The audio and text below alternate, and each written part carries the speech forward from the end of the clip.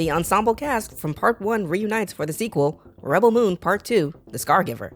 Picking up where its predecessor left off, Korra and her companions brace themselves for the impending clash between the resurrected Atticus Noble and his formidable Imperium forces against the resilient homesteaders of Veld. Returning to helm both the writing and directing duties is Zack Snyder. Although initially billed as the concluding chapter of a two-part saga, the announcement of new films in development in April 2024 expanded the franchise's scope beyond the original plan, with approximately 4 to 6 additional installments planned. With a runtime of 122 minutes, the defiant farmers of Veld strive to mount a valiant defense against the overwhelming might of the Imperium forces. But before we get to the review, if you enjoy this type of content, hit the like button and consider subscribing to the channel. Also, hitting the notification bell will alert you when we drop new content. Now, let's get critical. The film begins with Admiral Noble's resurrection, reclaiming control over his fleet. Korra, Gunner, and their comrades reach the Veld village, where Eris, a courageous Motherworld soldier, warns them of the Imperium's imminent return for promised grain. This contradicts Korra's expectations that the Imperium would withdraw after Atticus Noble's demise. Titus rallies the villagers, emphasizing the need to prepare for a confrontation, necessitating grain collection and combat training over the next 5 days. Following an intimate evening, Korra divulges her turbulent past to Gunner, recounting her service as Princess Issa's guardian under the Imperium's banner. She unveils the treachery surrounding the royal family's assassination plot, which led to her vilification as a traitor. Since then, Korra has lived as an outlaw, haunted by her past. In the ensuing days, the villagers, alongside Korra and her allies, diligently prepare for the impending battle, fortifying the village and gathering resources. Under Titus and Korra's guidance, they equip themselves for the looming clash with the Motherworld forces, fostering camaraderie through shared motivations and experiences. When the Imperium forces descend upon the village, Korra and Gunner are astonished to encounter the presumed deceased Admiral Noble. Despite Korra's attempt at negotiation, Gunner initiates the battle to prevent inevitable destruction. Amidst the chaos, Korra and Gunner infiltrate the Imperium's flagship, sabotaging it from within. A confrontation between Atticus and Korra results in Noble's demise and the obliteration of the Dreadnought battleship. Their heroic efforts, combined with unexpected assistance from Mechanical Knight James and Resistance fighters, turn the tide of conflict. Despite Gunner's sacrifice, Korra and her allies emerge determined to continue their fight, spurred by the revelation that Princess Issa may still be alive. When it comes to sci-fi action flicks, this movie boasts impressive special effects, adding to its visual appeal. The visual spectacle was crafted by a collaboration of artists from Scanline VFX, Weta FX, and Framestore.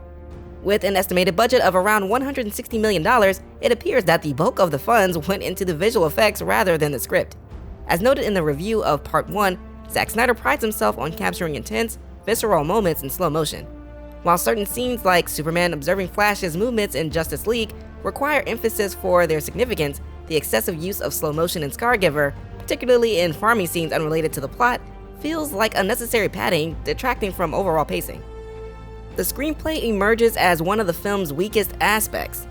For instance, the idea of preparing for battle within a 5-day time frame seems highly implausible, especially when characters acknowledge the impossibility of harvesting the required grain and training villagers to combat trained soldiers effectively. Furthermore, the abrupt insertion of lengthy expositional dumps for each character's background comes across as lazy writing. Instead of exploring the cryptic ancestry of Nemesis or the inner workings of Tarek's home planet, the narrative opts for surface-level character development, leaving much to be desired in terms of depth and complexity. Characters drift through scenes with little purpose or impact, failing to engage viewers on an emotional level. The story's attempt to present an expansive universe with fresh stories, worlds, heroes, and villains falls short, relying heavily on recycled tropes and characters. As a result, the narrative feels uninspired and underdeveloped, lacking the depth and originality needed to truly captivate audiences. I was initially going to name this video Stardew Valley in Space, but that would be such a disrespect to Stardew. Sorry, Farmville. I just feel the mundane, mind-numbing microtransaction playstyle of Farmville was a more appropriate descriptor for this film. I believe that both this movie and the series as a whole have the potential to be remarkable. However, the glaring lack of character development is proving to be its Achilles heel. With plans for a staggering 4 to 6 movies in the pipeline, there's ample opportunity to delve into the backstories of these characters. The deaths of characters like Nemesis, Darien Bloodaxe in Part 1, and Gunner lack the emotional weight and impact one would expect from figures the actors strive to bring to life. Duna-Bay's portrayal of Nemesis is nuanced and tormented, hinting at a deeper maternal aspect that the movie touches on but ultimately fails to explore amidst the spectacle and underdeveloped plotlines. While Gunner's demise carries slightly more weight, its timing feels premature, robbing the series of the chance to fully develop his relationship with Cora. It seems the movie rushes to deliver these pivotal moments prematurely, missing out on opportunities for deeper emotional resonance. Moving forward, my biggest takeaway from this installment is the urgent need for enhanced character development and world building in subsequent films. The universe's dynamics, particularly Princess Issa's abilities, warrant clarification. Are we operating in a soft power or hard power universe? It would be a disservice to gloss over her powers and their implications on the narrative. Furthermore, for the love of God, no more slow motion farming. The excessive focus on mundane activities stretched over 20 minutes detracts from the overall pacing and narrative momentum. In future installments, I hope to see a more balanced approach to storytelling, with greater emphasis on character development and universe exploration.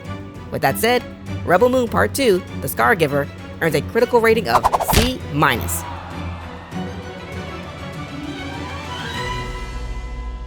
I'm tired of this, Grandpa!